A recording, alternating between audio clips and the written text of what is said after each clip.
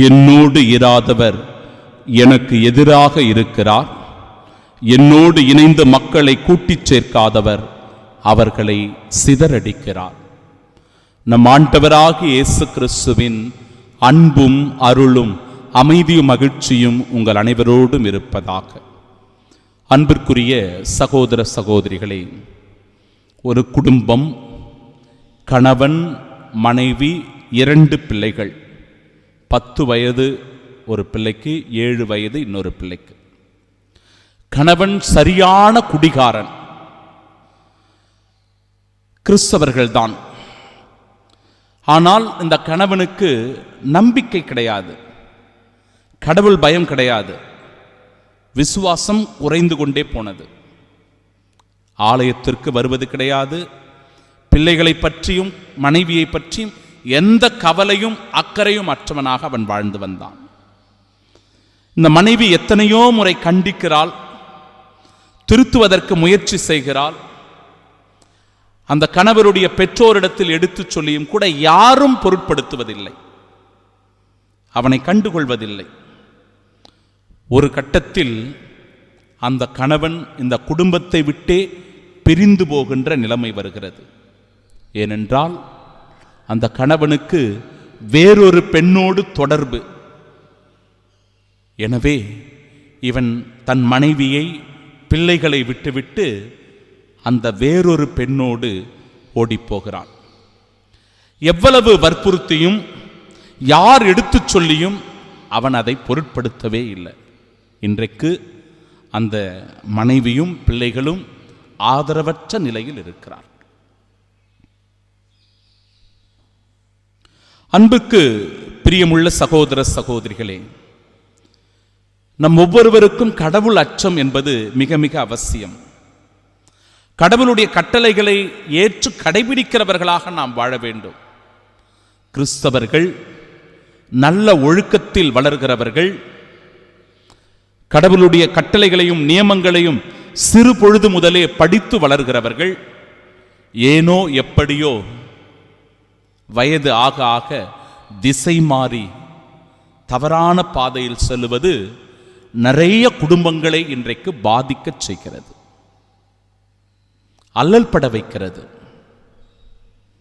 இன்றைய முதல் வாசகம் குறிப்பிட்டு சொல்லுகிறபடி, என் குரலுக்கு செவி கொடுங்கள், அப்பொழுது நான் உங்களுக்கு கடவுளாயிருப்பேன், நீங்கள் எனக்கு மக்களாயிருப்பீர்கள். என் குரலுக்கு நீங்கள் செவி கொடுக்கணும், அப்பொழுது நான் உங்களுக்கு கடவுளாயிருப்பேன், நீங்களும் என் மக்களாயிருக்கலாம். என் கட்டளைகளை ஏற்று நீங்கள் கடைபிடித்தால் உங்களுக்கு நலம் பயக்கும், நன்மைகள் உண்டாகும், ஆசீர்வாதத்தின் ஊற்றாய் நீயும் உன் குடும்பமும் இருப்பாய். ஆனால் இஸ்ராயேல் மக்கள் என்ன செய்தார்கள் என்று இறைவார்த்தை சொல்லுகிறது. கடவுளுடைய வார்த்தைகளுக்கு, கட்டளைகளுக்கு அவர்கள் செவிசாய்க்கவும் இல்லை, அதை கவனிக்கவும் இல்லை. பிடிவாத குணம் கொண்டவர்களாக இருந்தார்கள். முரட்டு பிடிவாதம் அவர்களுக்குள் இருந்தது. தீய உள்ளம் படைத்தவர்களாக இருந்தார்கள்.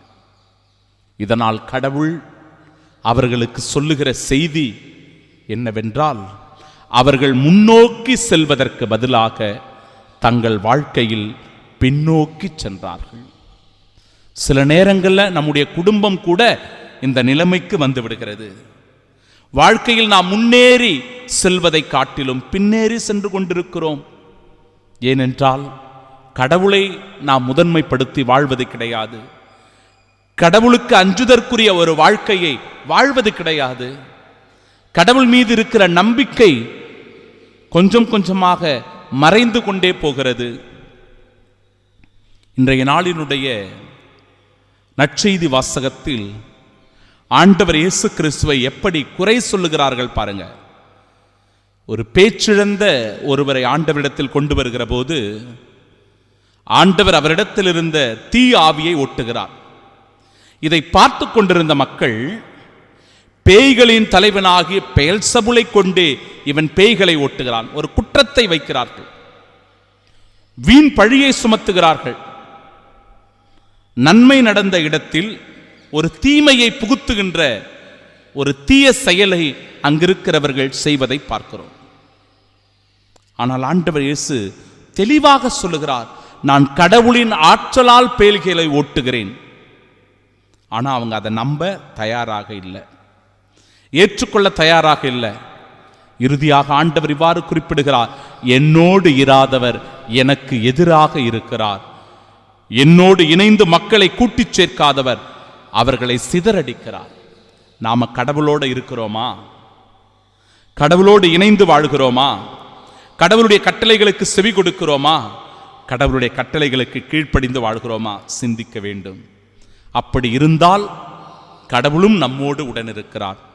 அவரை விட்டு விலகிச் சென்று கொண்டிருக்கிறோம் என்றால் நிச்சயம் நாமும் நம் குடும்பமும் சிதறடிக்கப்படுகின்ற, வாழ்வில் முன்னோக்கி செல்லாமல் பின்னோக்கி செல்லுகின்ற நிலைமைக்கு தள்ளப்பட்டவர்களாக இருப்போம். சிந்தித்து பார்ப்போம் சகோதர சகோதரிகளே. வாழ்க்கையை சீர்தூக்கி பார்ப்போம். நம் குடும்ப வாழ்க்கை எப்படி இருக்கிறது? என் தனிப்பட்ட வாழ்க்கை கடவுளுக்கு உகந்ததாக இருக்கிறதா? சிந்திப்போம். இன்றைய இறை வழிபாடு சொல்லுகிற படிப்பினைகளை ஏற்று கடவுளுக்கு அஞ்சுதற்குரிய வாழ்வின் வழியாக அவரின் ஆசி பெற்ற மக்களாக வாழ்வோம். ஆமீன்.